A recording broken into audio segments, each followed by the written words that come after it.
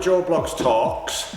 The 3 values for our business is inspire, motivate and change, and we've decided to do something a little bit different this week, and it definitely covers those principles. So there's a story that we want to cover, which we will get to, but this is Tim, and we want to start off by just introduce yourself a little bit, Tim. Explain how long have you been running this gym and etc. like that. Just give a little bit of a backdrop. Now, how did you get into boxing as well? That'd be nice to know. Oh, that's a long story. just bring it down. I boxed from being 8-year-old. Right. Always, don't ask me why, but I wanted to box. Right. My mother tells me.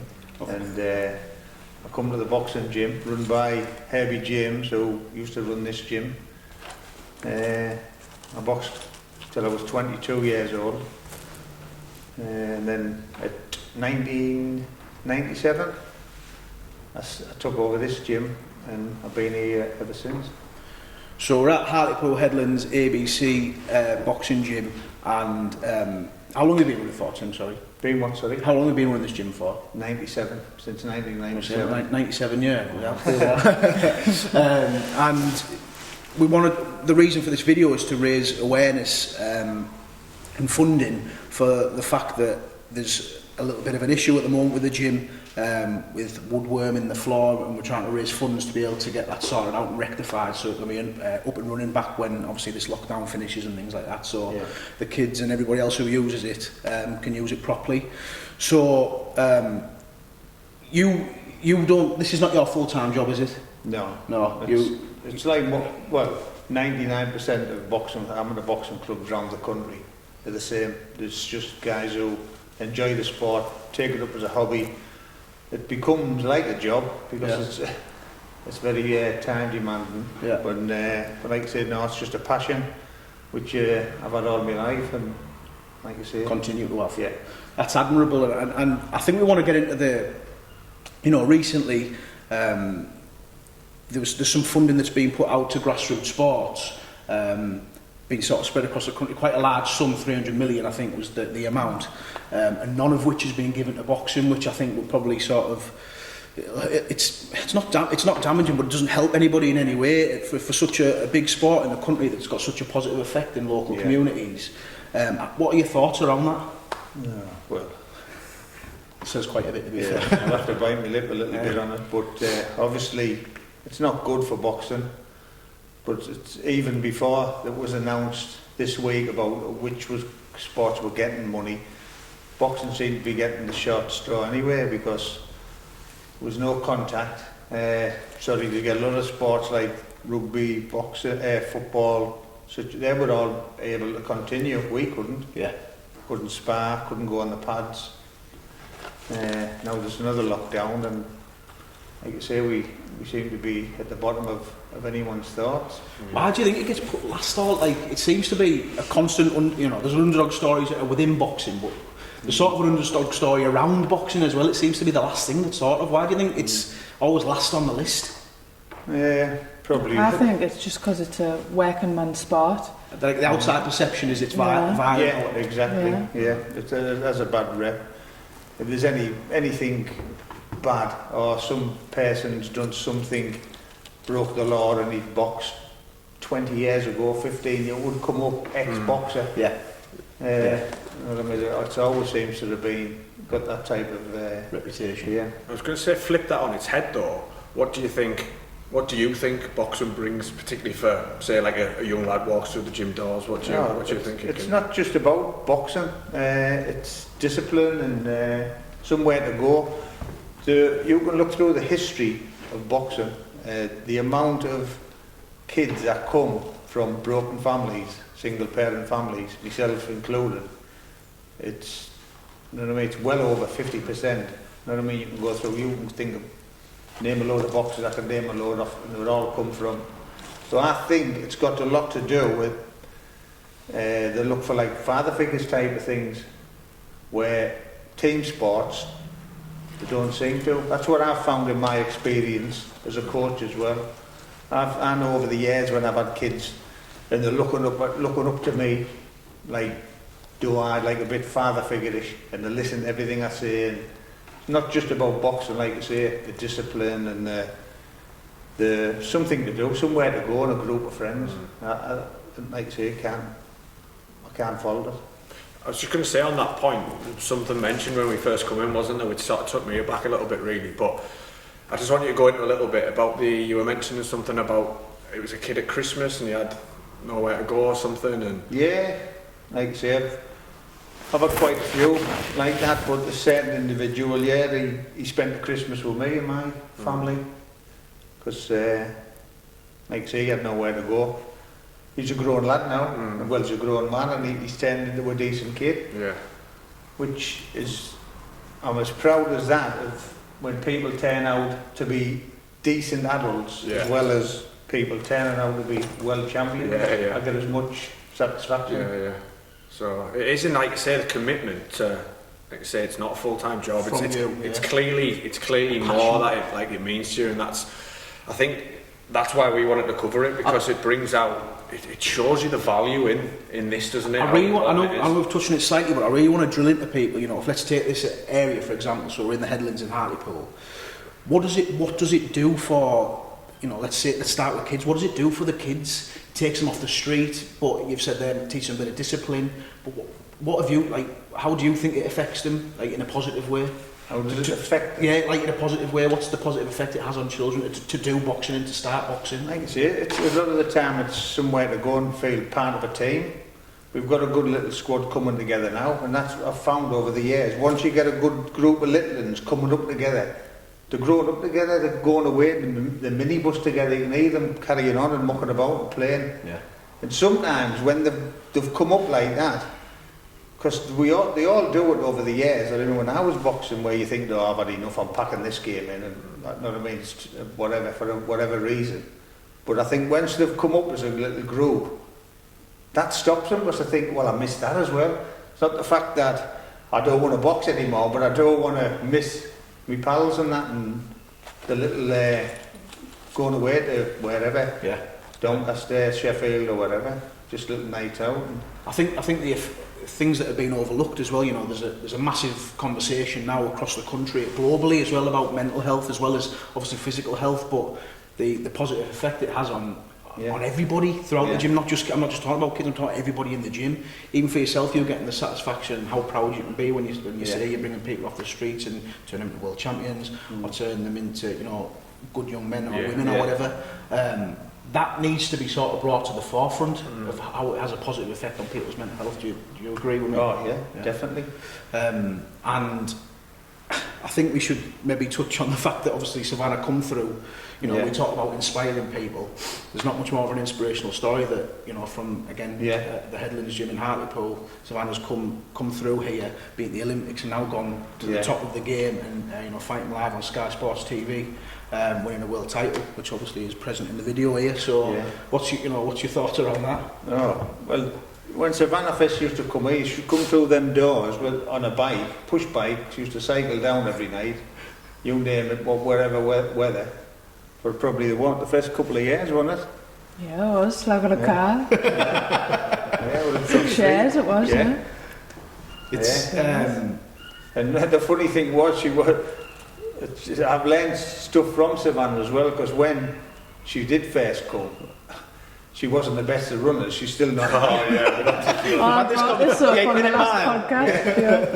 I used to be really strict. If you come in, you're not trying, you might as well go on your way and all this. Trying her hard out, trying like more than it. She used to probably run around there.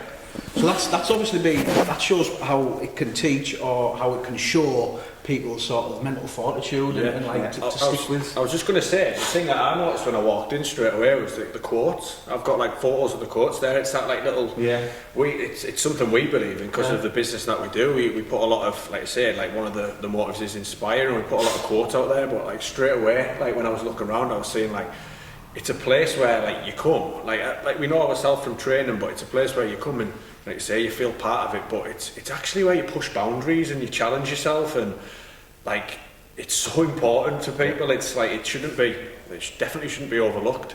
How much is it that obviously we're trying to raise funds here? How much is it that we've got to reach? What's the aim? What's the goal? £5,000. Obviously the first target was a lot less. It was roughly a half. but it was to get half the job done. It was basically just to get the bare essentials done.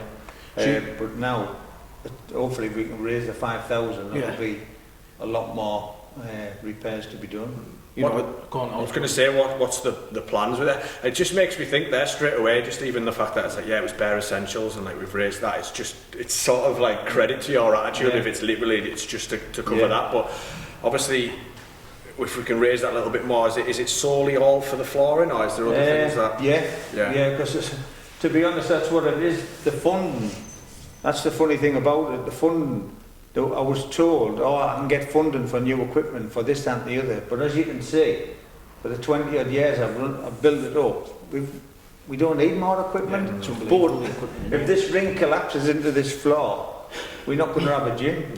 So that's why I couldn't state it enough to them to say, look, I need some help, otherwise the gym will fall, which it would have done.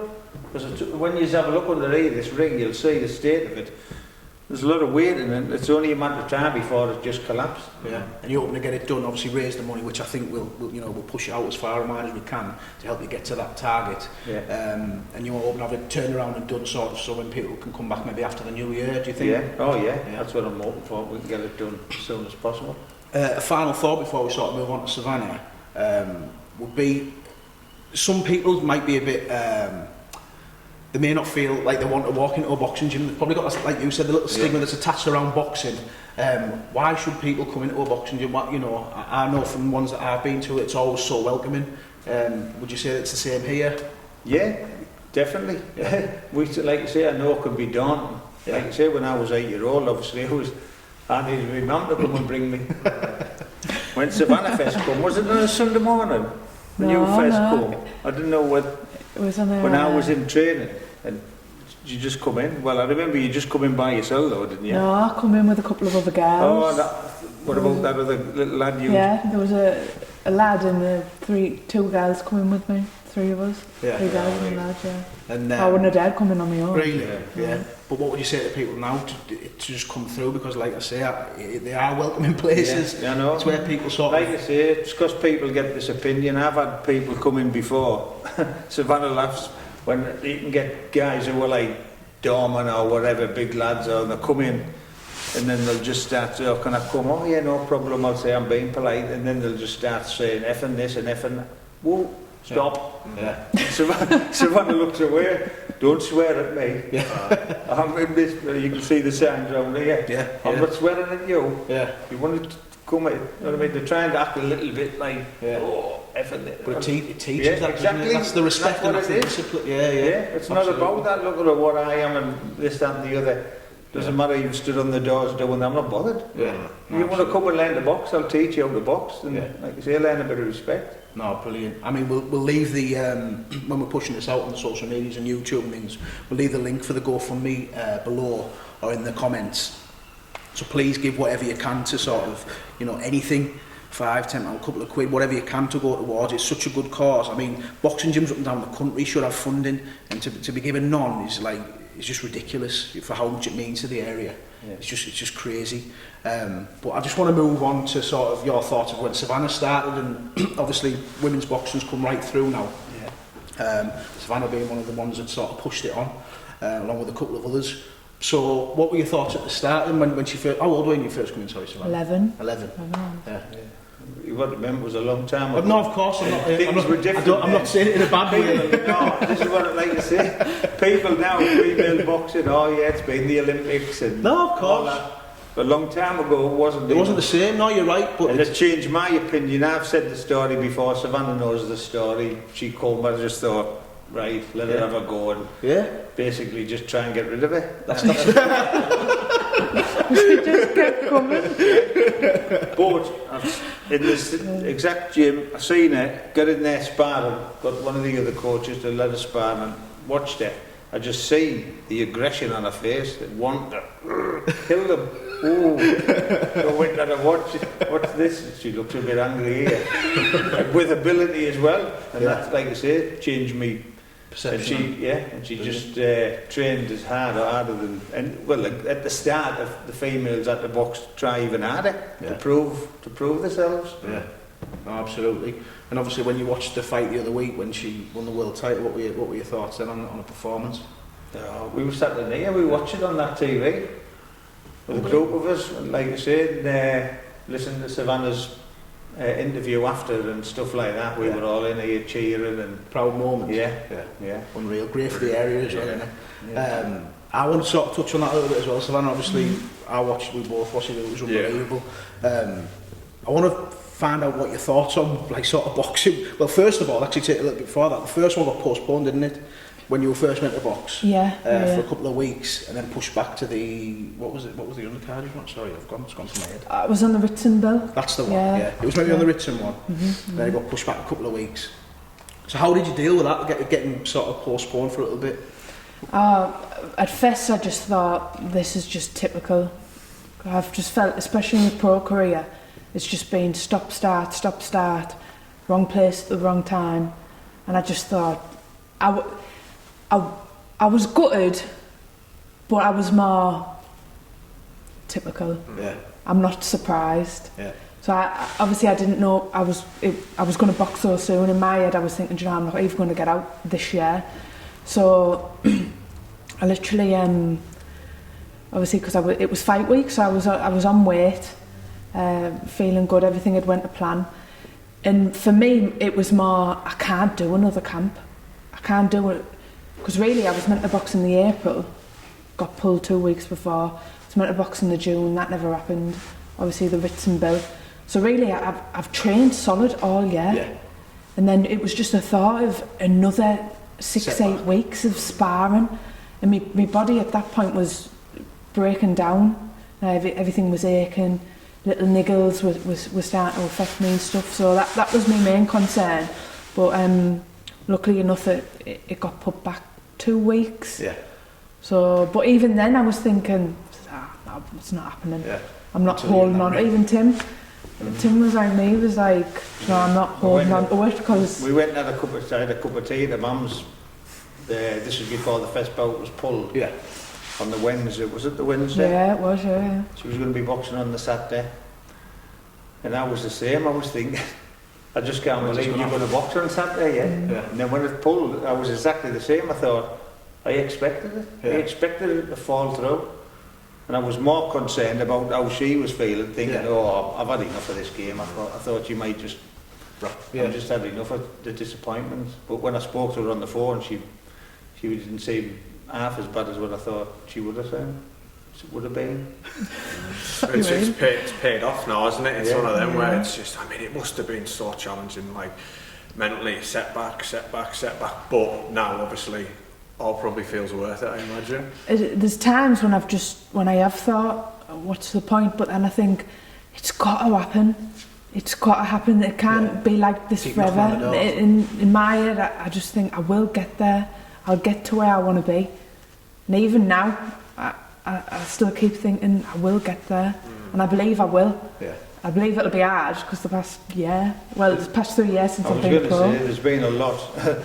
There's been a lot of things that similar, why disappointments, things behind the scenes, travelling, coming back from America, and there's been dozens and dozens, hasn't there? It wasn't just the fact of that bout where it got pulled, that was just the tip of the iceberg. There's 2 points there that stand out to me. The first one obviously shows, again, mental fortitude, like you'll be able to sort of pull yourself up again and again and again after every knock to keep pushing forward, but also the fact that you've said there you're not at the you've moved the goal, so you've won the world title, but you've set another goal now, so you're not there yet. Does that make sense? Even though from the outside perception, someone might say, "Oh, she's there, she's at the top, she's done it."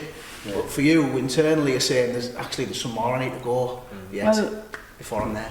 Me and Tim have had this conversation where there has been times when I've touched on maybe this is enough, and he said, "No. You'll wake up one morning and think, I can't do this no more." Yeah. And he's like, until that time comes, it's still in you.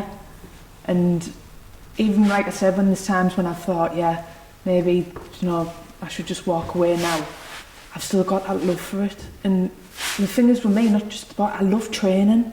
Yeah. I like even when we sometimes come in here and don't even do boxing, we'll do weights or agility, something that's got nothing, you know, Yeah. on that boxing side. So, like I said, it's just a lifestyle really, and I love training. Brilliant. Just quickly on that point with what you were saying there. So we've got the world title. It's like brilliant. We've still got that drive. What's the future? What's the next goal? What you're aiming for, like fight wise, etc. Well, like I said, although I've got this title, for me it was more about winning the world title. For me, it was more about just being given me chance. Like I said, it's been, especially since turning pro, it's been a hard, long 3 year, and I've always felt like I've always knew I've been good enough. I've always knew how good I am and how good I can be, but I've just never been given that chance to show people, and that's mainly what it's about. So, you know, the title, you know, the recognition is great, but just for me, like I said, just keep going and doing the best I can until I wake up that morning and think, right, I can't do this no more, this is enough. So it's not even, I suppose, we're looking for you to mention another name there for Clarissa Shields, but that's, even after that, we're not saying that even is the end goal then, possibly, but is that the next fight that you're maybe looking for?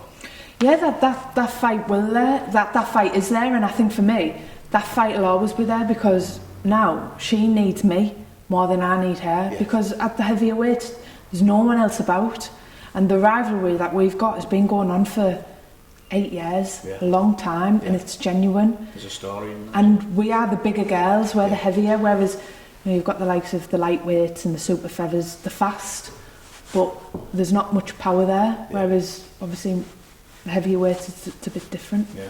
What's your thoughts on that fight, Tim? Well, like I say, we've talked about it for years and years. This is what people forget. They think Savannah now is like a bit of the new kid on the block. You can think back to, say, the 2012 Olympics, right? Luke Campbell, Anthony Joshua, Nicky Adams, all them, right? Out of all the boxers who went to that Olympics, there was only one who was the out-and-out favourite. It was Savannah, because she was the reigning world champion. Yeah. So this is what we were saying about over these years, the amount of disappointment. She's not just suddenly become, she's been there and not forgetting, she won the world championship, like I say then. But 2 years before that, when she was only 19, she boxed in the world final again and only lost by 1 point. So she could have been the world champion then, which was 12 years ago. Yeah. No, 10 years ago, wasn't it? Yeah, 10 years. So this is showing pure dedication, Passion. passion. Like I say, this is why we're talking of, where like, oh, Savannah's, like I say, the new kid now. It's not. She's been there, and like I say, the amount of disappointments and things that have happened over the years to come out at the end and finally get it. It's been a long road. That's a massive point, that, because it is always what's seen, isn't it? It's like, yes, we've got here and it's brilliant, but actually it's the fucking sacrifice that's gone in. Sorry for swearing. It's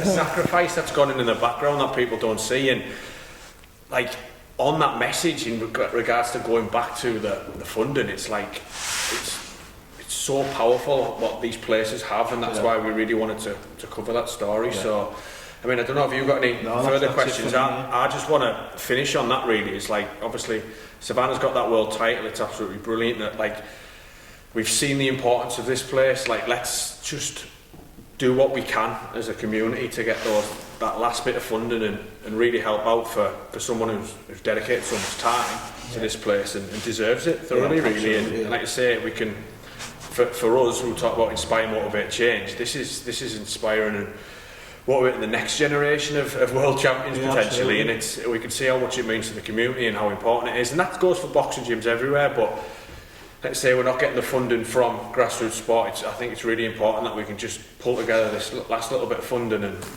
push it through the line, really.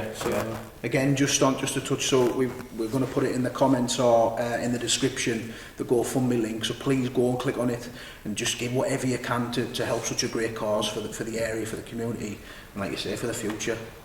And that's it for me. Can I just say that I don't think it was touched on, but this club is a non-profitable club. Like, from the age of 11, Tim's never charged me. Yeah. And hundreds of kids that come here don't pay. They just come and train. And even when I was younger, my mum and dad couldn't afford taking me up and down the country to watch me fight. Yeah. It all come from Tim in the club and the money that was earned from shows. So, you know, like I said, never charged kids, never charged anyone, and it's all come from money raised. Yeah, that's unreal. That's amazing, that, for the area. There's not a better message than that. Look what it's done for the local area. Please do anything you can to raise the rest of the money that they need to keep it running. There's one thing I'd like to touch on as well. Yeah. What I've said there earlier, I said it's not just about making champions. Yeah. I said I take as much credit, as much satisfaction to helping turn a kid into a decent adult. But when I say that, sometimes Savannah doesn't get met. But what I want to point out is Savannah's both of them. Yeah. You know what I mean? Yeah. She's not just turned out the champion, but turned out to be a horrible person. She's turned out to be a brilliant role model, adult, and yeah. you know what I mean, a lovely person all round. Yeah, absolutely. Forget the boxing to one side, how she's turned out. I like to think we've all had them runs. Yeah, we've had the paying off. Yeah. We've had a little touch on that as well. No, it's important. It can really make a difference to just like people's lives. So absolutely, it's been an absolute pleasure. And like I say, let's get this final push for the rest of the money and raise the funds. Thank you very much. Thank you. No, spot on, brilliant that, mate. Thank you very much. Cheers, Stefan. Thank you for watching this week's video of Joe Blogs Talks. We would love it if you would subscribe, please. Please subscribe. Unreal. And comment and like that video. I'm only saying the comment and like the video because not all the other YouTubers say that, so there must be a reason behind it. But do all of them three things right now.